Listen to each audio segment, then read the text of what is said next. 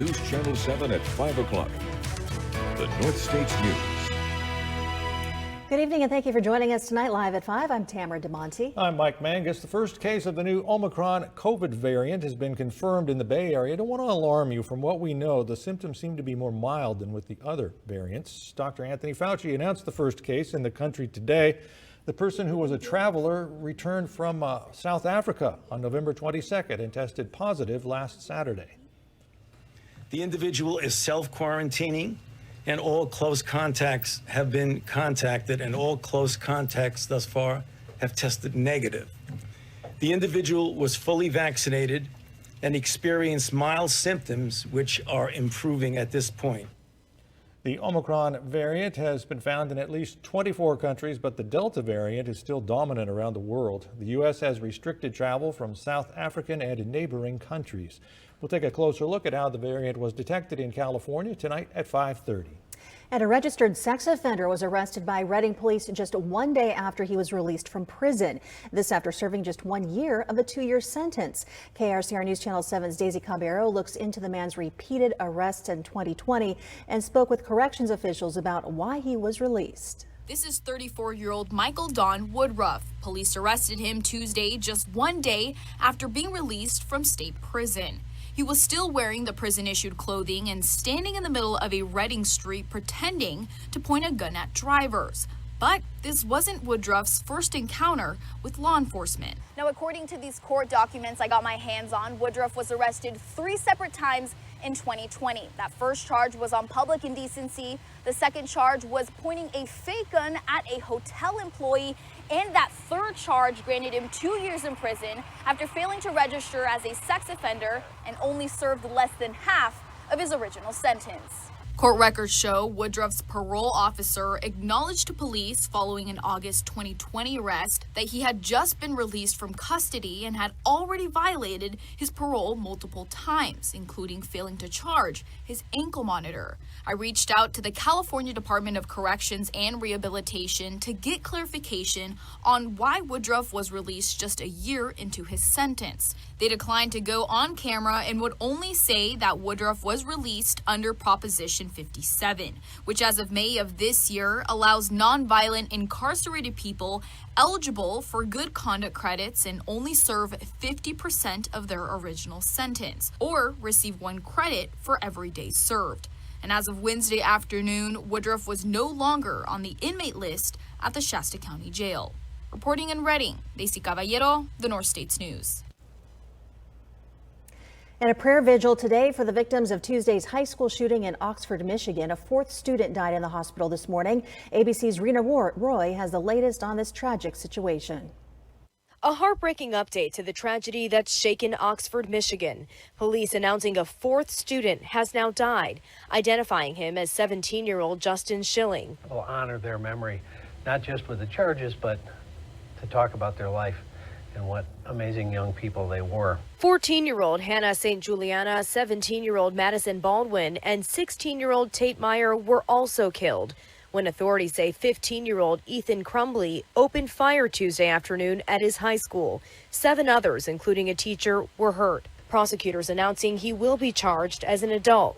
With 1 count of terrorism causing death, 4 counts of first-degree murder, 7 counts of assault with intent to murder, and 12 counts of possession of a firearm and the commission of a felony. Crumbly arraigned Wednesday, appearing via video. Investigators now sifting through evidence, examining the suspect's notebook, his cell phone, and other digital devices to find out why he did this. Authorities say he was in class earlier in the day, later coming out of a bathroom armed with a semi-automatic handgun his father just bought on Black Friday. Students barricading themselves inside classrooms as the shooter roamed the school. There was a bullet hole in our door. My first thought is, I might die. I need to text my parents. I need to tell them I love them. Others running for their lives or trying to get help. More than 100 people calling 911. To prevent further tragedies like the one we witnessed yesterday, and at large, we have got to address responsible gun ownership in this country and in Oakland County. Kids deserve better. Parents deserve better. Teachers deserve better. We have to do better. There have been more than 650 mass shootings in America this year alone, nearly doubling since 2018, according to the Gun Violence Archive. Rena Roy, ABC News, New York. Beyond thousands of homes and businesses, the 2018 Camp Fire destroyed the Honey Run covered bridge, a Butte County icon more than 130 years old. KRCR News Channel 7's Ryan Matthew takes a look at how it's being rebuilt thanks to salvaged remains. Build a bridge and get over it. That's what people in Butte Creek Canyon are attempting to do 3 years after destruction. Is there ever worries that you would never reach that total amount? Well, that's always possible, but we hope that's not the case. Walt Schaefer and the Honey Run Covered Bridge Association have been fundraising to rebuild the iconic bridge since it was destroyed in the 2018 Camp Fire. Each winter season since, the group has sold Christmas ornaments made of remains from the original bridge to make it happen. It's going on again this weekend at the Chico True Value Hardware store, including ornaments made of salvaged wood and metal on top of 2 sculptures made of the same, one going for $500, the other for $25,000. The artists set the price. They believe it is a historic piece that at some point will be in somebody's business or some public space. So it's a historic piece that warrants that kind of price. The rebuild split into 3 separate phases. Phase 1 already saw the reconstruction of the columns and abutments seen behind me here. Those alone cost $1.2 million, and they're still millions more away from creating the rest of the bridge. But it's a task officials say they'll continue fighting for, regardless of how long it takes. Rebuilding the bridge really has not only practical benefit, but it also is symbolic, I think, of recovery and resilience and hope for this entire region after the Camp Fire. In Butte Creek Canyon, Ryan Matthew, the North States News. It was a beautiful December day in the North State. That includes Modoc County, Alturas in the foreground there, and the Warner Mountains there in the background in this time lapse. You see some clouds kind of moving over there. First Alert meteorologist Darren Leeds is in the Weather Center. Did we break any more records today, Darren?